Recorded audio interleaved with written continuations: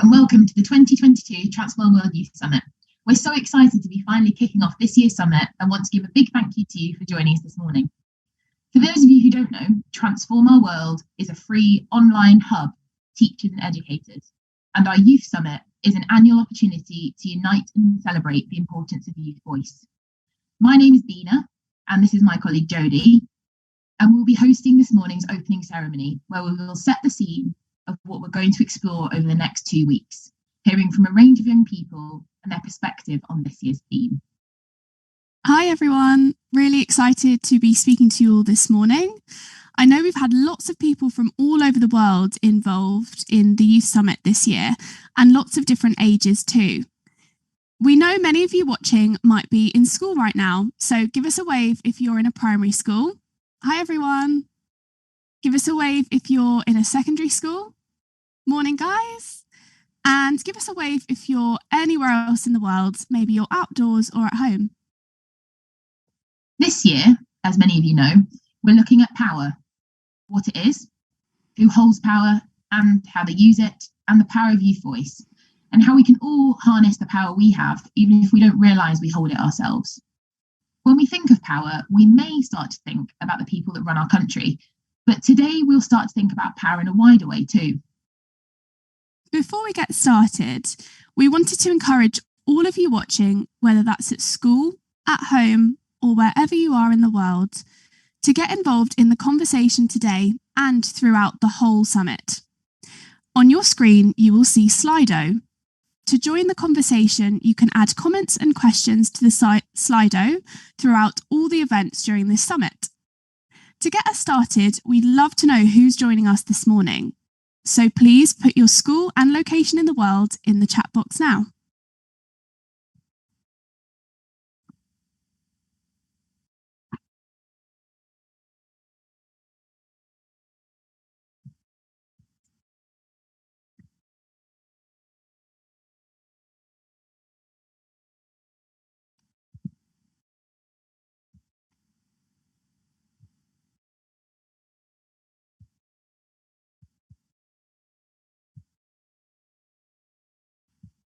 Brilliant. I'll give you a few more seconds to do that.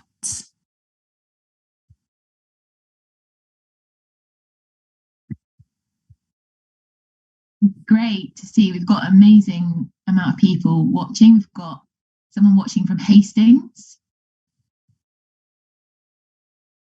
Anywhere else?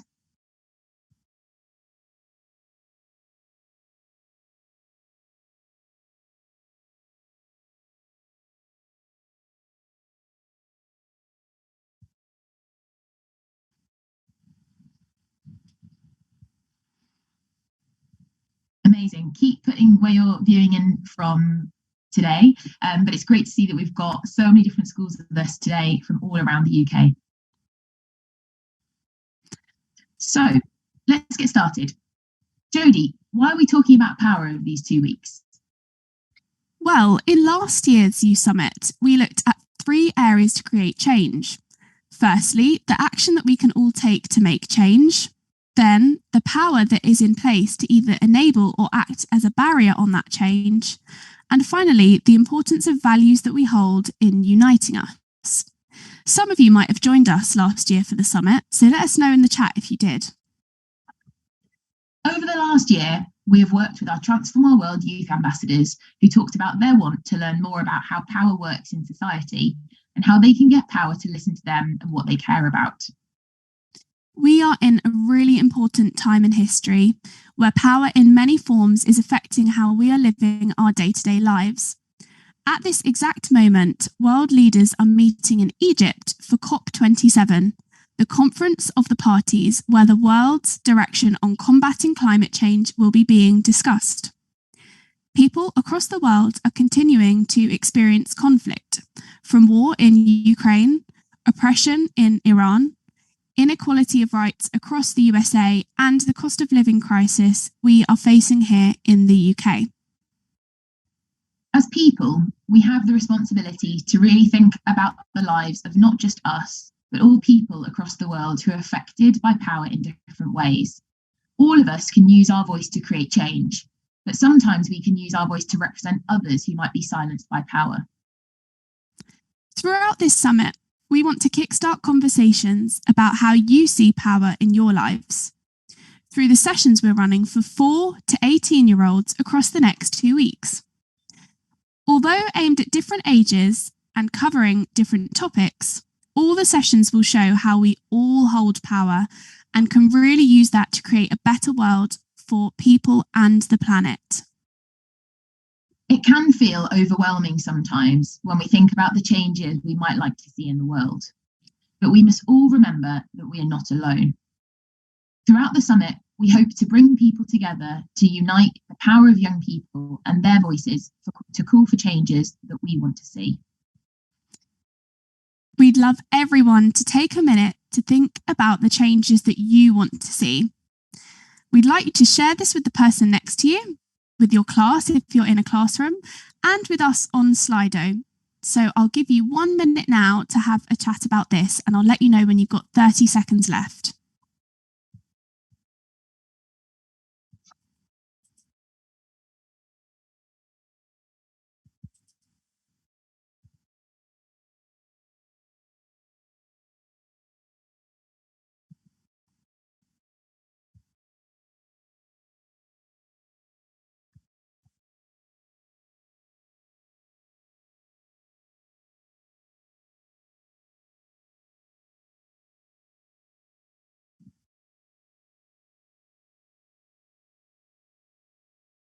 Okay, 30 seconds left now. Remember to put your ideas into the Slido as well.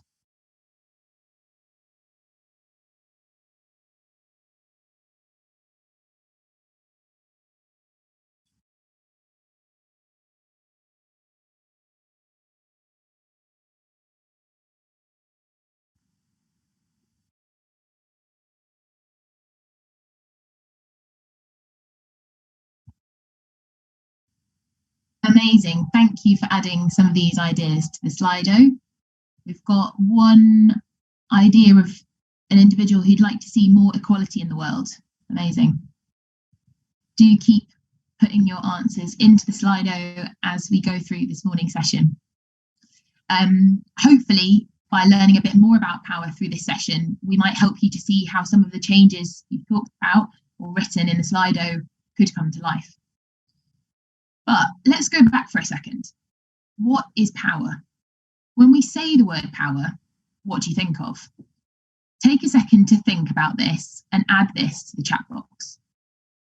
To me, power is in all of us, but the important thing is how we use this and how we help those around us to recognise and harness their power too. What do you think, Jodie? For me, power is using your voice to speak up and stand up for what you believe in. Power can be seen in different ways to different people and comes in different forms, and there's no right or wrong answer to what power is. As we can see in the chat, lots of you have many different ideas of what power is to you. We also asked a few familiar faces what power means to them. You might recognise our first guest, Yussef, from BBC Earth Kids. While Yussef talks a bit about what power means to him, can you count how many animals you might be able to spot in this film? Yussef, over to you. Hello, I'm Yussef, and I feel incredibly honoured to have been invited here to talk to you all about power. Now, the term power can be interpreted in many different ways, but I'm a little bit biased because I absolutely love animals and wildlife, so I want to talk to you guys all about the power of nature. Nature is easily the most powerful being on the planet. It's this interlinked, interconnected web of all living things that essentially live in symbiosis. So they interact with each other, they sustain each other. It's the reason we have oxygen to breathe, it's the reason we have food on our plates, it's the very reason that we all exist here in the first place. But as powerful as nature is, it's certainly not indestructible. And as humans have evolved and become the dominant life force on the planet, we're messing up that carefully maintained balance of nature. So that's why it's so important that we live in harmony with it. But if we're going to talk about the true powerhouses of nature, the ones that really sustain the planet, then we're going to need to get a little bit closer to the ground. I'm talking about the invertebrates. Now, invertebrates make up the bulk of all life forms on Earth and are way more beneficial to the planet than us measly vertebrates. Arguably, one of the most important groups of invertebrates are the pollinators. In fact, between about 75 and 95% of all flowering plants on Earth rely on pollination to reproduce, and that equates to about 180,000 different species of plants. Now, a great example of a good pollinator is, of course, the bees. Honeybees are responsible for pollinating about 80% of all our crops all over the world, so that includes many of our food items, such as fruits, vegetables, and nuts. Then you also get the solitary bees, which are even more efficient at pollinating than honeybees. In fact, a single red mason bee can pollinate the equivalent of about 120 honeybees. Solitary bees also pollinate more flowers than any other group of insects, so they really are a vital part of our ecosystem. It's not just bees that are great pollinators though.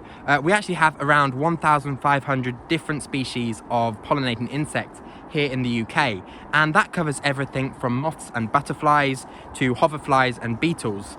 You could actually argue that beetles are the true masters of pollination.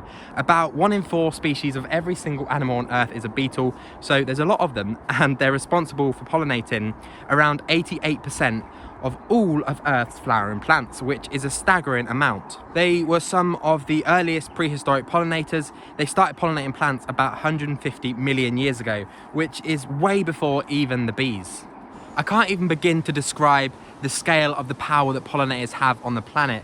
They are responsible for maintaining healthy ecosystems, which in turn then go on to provide many beneficial environmental impacts. So they help to clean the air, they help to stabilize the soil, they help to protect from severe weather conditions, and on a more selfish note, pollinators are also extremely important for us humans because they pollinate about 1/3 of all our crops all over the world, which means 1 in 3 of every mouthful of food you bite is there because of pollinators. So without them, we would definitely be in trouble. Very important little creatures, but it's not just pollinating that insects and invertebrates in general are responsible for. They also have more power. Some invertebrates, like spiders, play a crucial role in pest control, without which there'd be a lot more disease in the world. Other invertebrates, like earthworms, play a crucial role in maintaining the Earth's soil, so they help to aerate, mix, and fertilize that soil. There are other invertebrates called detritivores that play a crucial role in waste management. So this includes things like millipedes, which are important in breaking down plant matter. It includes dung beetles, which are really important in removing feces from the environment. It includes fruit beetles like these sun beetles that feed on rotting vegetation and help to remove that. And it also includes beetle grubs that feed on decaying wood. As these animals feed on all this decaying organic matter, they break it down into smaller pieces, which allows bacteria and fungi to break it down even further so that it can be recycled back into the environment. It is absolutely mind-blowing to me that such small creatures can have so much power on the planet. That being said though, even invertebrates cannot escape the impact of us humans, and sadly their numbers are in rapid decline. In the UK, for example, the populations of our flying insects have declined by about 60% in the last 20 years, which is absolutely shocking. Things like habitat loss and habitat fragmentation are meaning that it's much harder to find those precious breeding sites and those precious foraging sites.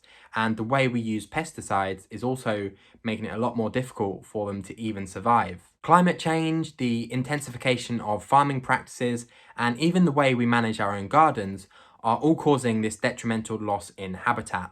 In fact, it's estimated that we could lose about 23% of all Earth's natural habitats by the year 2100. It really isn't too late to act though. It's not just nature that has power, we as individuals also have a lot more power than we often give ourselves credit for. And if we team up with people who have the same passions, share the same goals, we become more and more powerful. And that's why I absolutely love things like this youth summit.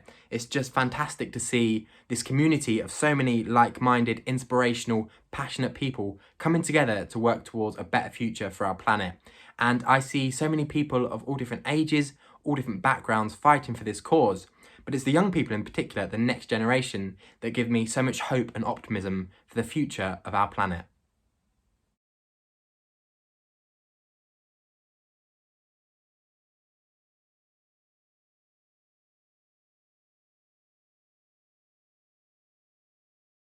Great, thanks so much, Yussef. Great to hear from you about the power of nature.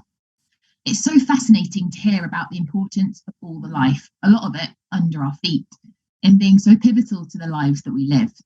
Jodie, what do you think? It's so great to hear about the power of nature that is so important to all of us and makes up the planet that we live on. Our next guest also wanted to share how he really links power to our environment. Some of you might recognise him from last year's Britain's Got Talent final.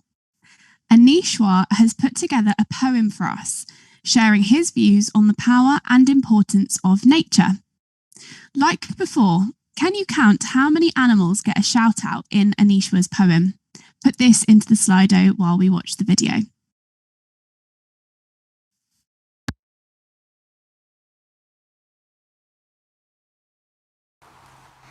Hello everyone, my name is Aneeshwar and I'm on a mission to save this planet.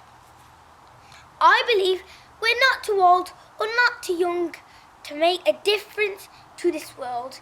All of you who are watching, I know, are very passionate about saving the planet, and this is my message to you all. My name is Aneeshwar and I'm 7 years old. And the beauty of the planet inspired me the most. All these advancements in technology and science have made a drastic change to the human lives. But is it just the human race we care about? Aren't there many more creatures to look out? The pangolins and the African rhino are being hunted for medicines you might know. I'm here today to talk to you on behalf of our planet. Yes, our only planet, which has inspired all of us to do our wondrous innovations. But it's sick due to toxic emissions. All these forests, woodlands and ponds were home for squirrels and birds making bonds.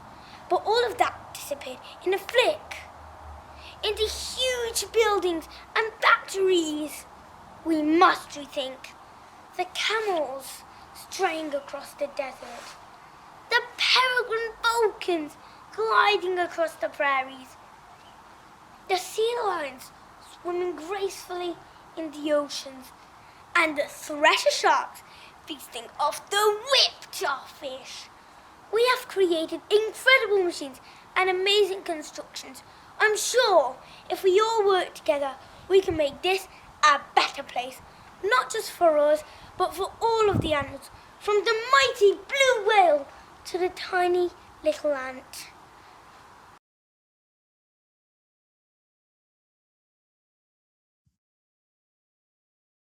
Amazing. Thank you so much, Aneeshwar. What a fantastic poem and a really important message to us all. Listening to young people is so important when we're thinking about power and what it means to us, because a lot of things happening in the world will impact on young people the most. I agree, Veena. Aneeshwar's video was really inspiring, and it makes me think that many moments in my life where I have felt most powerful have been out in nature, maybe walking through the park or at the seaside watching the ocean. But power is not all about nature. There are so many ways that power can be seen, and our next guest, Tanya, talks a bit about how she links the power of connecting nature to well-being and mental health too. So over to you, Tanya.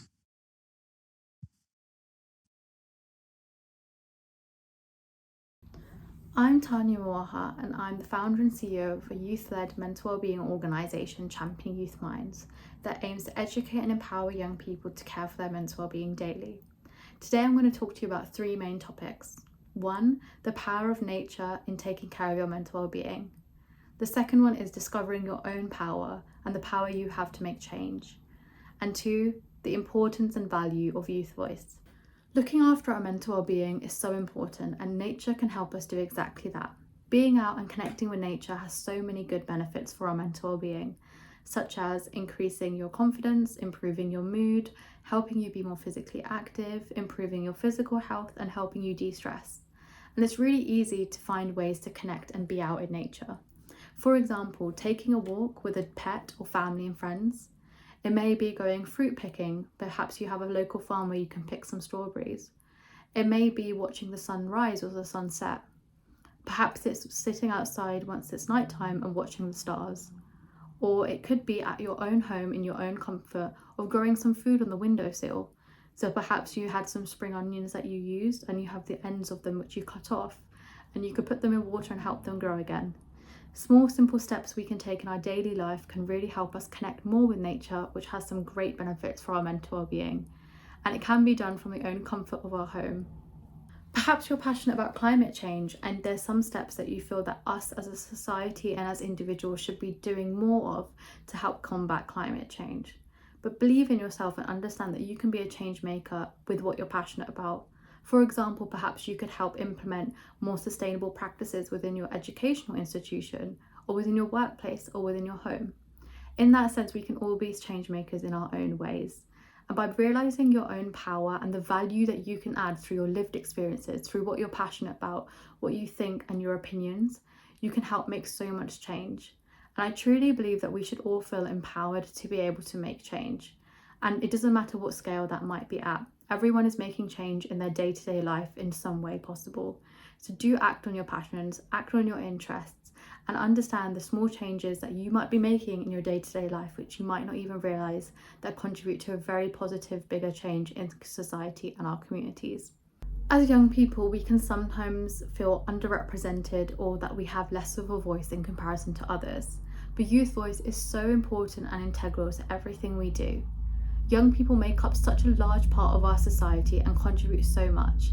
Therefore, we need to have their voices amplified on every platform. For example, in the workplace, who are expecting young people to come in the future. It's so important to have youth voice integrated into every strategy they create for their future workforce. Similarly, with education, young people are at the heart of education, and therefore it's so important to know about what young people think is going well and what can be improved for their own benefit.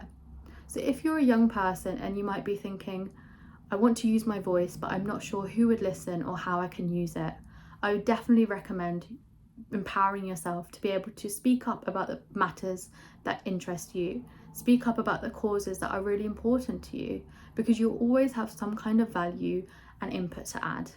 And organisations and other generations who might sometimes doubt the importance or the value that youth voice can bring, I'd like to reinforce that youth voice is integral to everything we do. Youth voice is the future of our generations, the future of our workforce, the future of our population, and therefore young people are so important to have their voice represented. More importantly, young people are the ones who are shaping innovation, shaping the future, shaping what the world will look like in 10, 15, 20 years' time. Therefore, if you're a young person, don't doubt the value of your voice, and please do know that you are heard.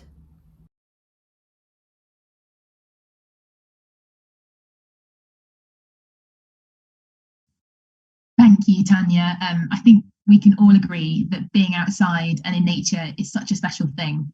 And I know it's important to me in looking after my mental and physical health. I also really like what Tanya said about discovering your own power as a young person and how we can all be change makers in our own ways. I agree, Bina. Discovering your own power as a young person can be tricky, but it's a really amazing thing. What about everyone watching? Do you think youth power is important, and why? It would be great if you could put your thoughts in the chat as we carry on with the session.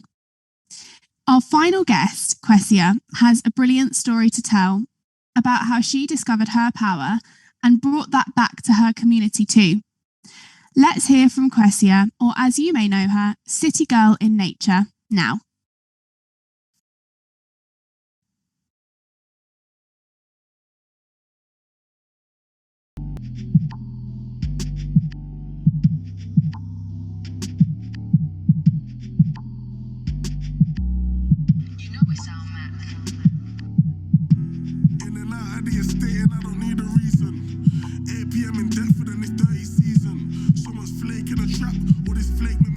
Shit tonight got me looking like a Christmas Eve.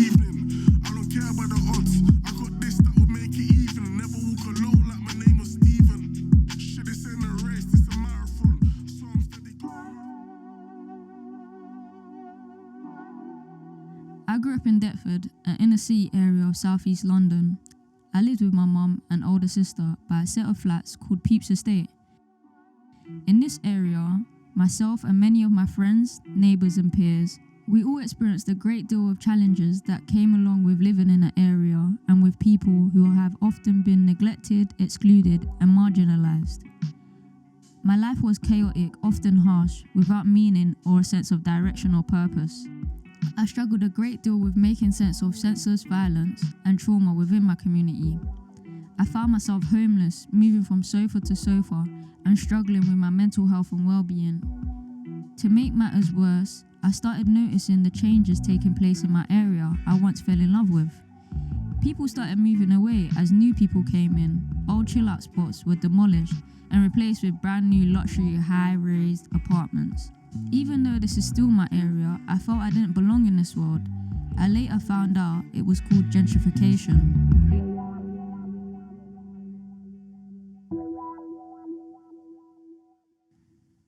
But after all that, a tiny spark within me allowed me to notice an opportunity when it came along. Through a local community centre, an opportunity for young people to be a part of an expedition to travel and stay in the Peruvian Amazon rainforest came up. The expedition was arranged and organised by the British Exploring Society, and I was lucky to be chosen and spent 3 weeks in a remote part of the jungle, with no phone or contact with the outside world, with a group of people that I barely knew. But I got to experience the beauty of nature where there was no judgment, just life teaming up with energy and opportunity, and bonds of friendship and loyalty with strangers who had to discover ways to live, work together in order to be successful. This, in many ways, this was a life-changing experience for me.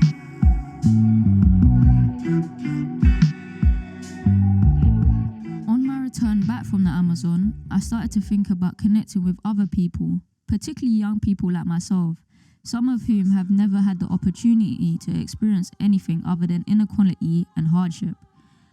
I wanted to explore if a connection with nature could touch them in a similar way it touched me. This led to the start of City Girl Nature as a way to give back to my community, to share my love and passion for the outdoors, and the belief that everyone should have the chance to be healed, to be nourished, and to live with abundance. They ain't released to my time, I'm a different kettle of fish. You might catch me in the central, he got the party done, but true say I got the party lit. Bro caught one of my friends on the maze and he banged his face, but I can't complain. Cause my man's moving wrong when I set up his mates and he's moving fake. You can ask P if I bang man's face, you can ask P if I bang man's face. I discovered my power when I realised I can use my experience to give back to my community and empower others. When I didn't feel power was on my side is when I didn't know I had power. Coming from a community like mine, you can often feel that your voice isn't being heard. People with resources like money and who are able to create legislations have the power to create change, like building properties that are not affordable for the community and creating cuts that have big impacts on community and their support. Youth power is so important because we are the future.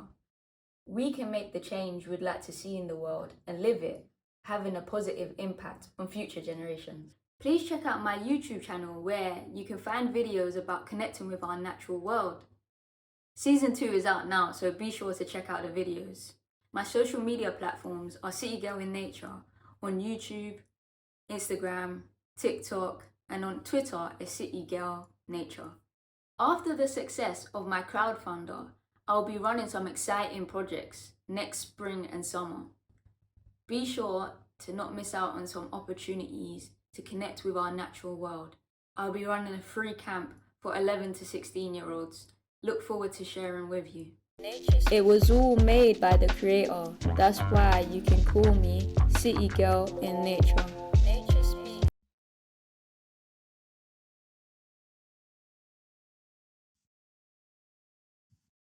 What an amazing story.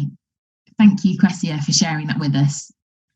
I definitely feel inspired by Kwesia and all of our other speakers this morning, and have learned so much about power and how it can mean different things to different people. Me too. Thank you so much, Yussef, Aneeshwar, Tanya and Kwesia for sharing what power means to you all in different ways. Do keep sharing your ideas on what power is to you in the Slido as well. Throughout the next 2 weeks, we hope you'll join us as we explore what power is in different ways. Our timetable is split into different age groups, but as we said earlier, the summit is suitable for 4-year-olds all the way up to 18-year-olds. There's so much content to see, and we don't want you to miss out. So we thought we'd quickly take you through our jam-packed 2 weeks of sessions that await you. So listen out to what sessions are aimed at your age group and let us know in Slido which ones you're looking forward to the most. Over to you, Bina, to let us know what 4 to 8-year-olds can expect. For 4 to 8-year-olds, we've got a range of sessions spread across the 2 weeks. Later on today, we'll be joining Green Opera to learn about the power of music, before joining a storytelling session later in the week to learn about the power of nature. Other sessions include learning about a water vole called Stanley in The Power of All of Us, and a Taking Care with Our Power session hosted by Liz, who works in schools across Manchester. Jodie, what sessions have we got for 8 to 11-year-olds? 8 to 11-year-olds can enjoy a range of sessions across the summit, looking at power in different ways. Tomorrow, they can join a session all about our powerful world hosted by Earth Cubs. Then, next week, there are 2 more sessions for them to enjoy, including one about the power of creativity and discovery, where we talk about football, poetry, baking, and more, and another session called I Am Powerful, where we hear from some really inspiring young people who have discovered their power. How about 11 to 13-year-olds, Bina? What can they look forward to? We've got 3 sessions for 11 to 13-year-olds. First of all, we'll join a panel of young people who discuss how they harness their power and how you can too. In the second week of the summit, we'll have a session run by our Transform Our World youth ambassadors and find out what youth social action means to them, before learning about practical ways to challenge power delivered by Henry from Green Schools Project. Not forgetting 13 to 16-year-olds. What have we got in store for them?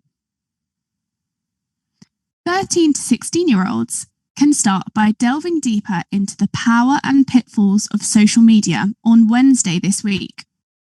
Next week, they can start to also think about practical ways to challenge power, maybe within their schools or wider communities.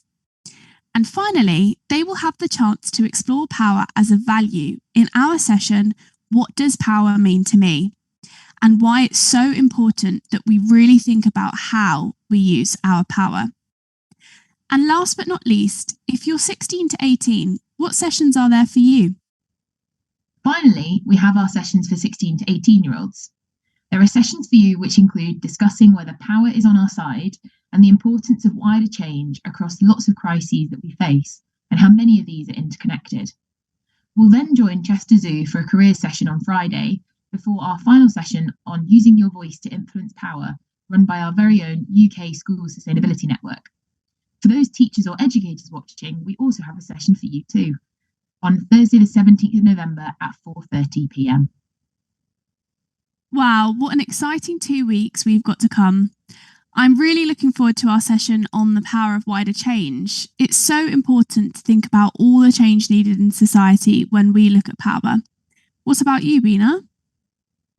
I can't wait for Taking Care with Our Power. I know the session is for 4 to 8-year-olds, but I think we could all learn something from that session with Liz. You can join all of our sessions online on our website, like today, but if you're not able to join us on a certain day, you can watch all summit content on our website. As well as all the amazing sessions we've just heard about, we'd love everyone to join us for our closing ceremony on Friday the 18th of November at 10 a.m. to share our learnings, celebrate all the amazing young people that have been part of the summit, and come together to collectively unlock our power as young people. Thank you so much for joining this morning. It's been so lovely to have so many of you with us. If your school uses Twitter, they can tweet us #TowerYouthSummit with your thoughts on what power is and any photos you have of you taking part in the summit over the next 2 weeks. A big thank you also to John and Simon, who've joined us this morning to provide live BSL interpretation of this opening ceremony. Thank you so much again to everyone for joining us today, and I hope to see you at one of our sessions soon. Bye, everyone. Bye, guys.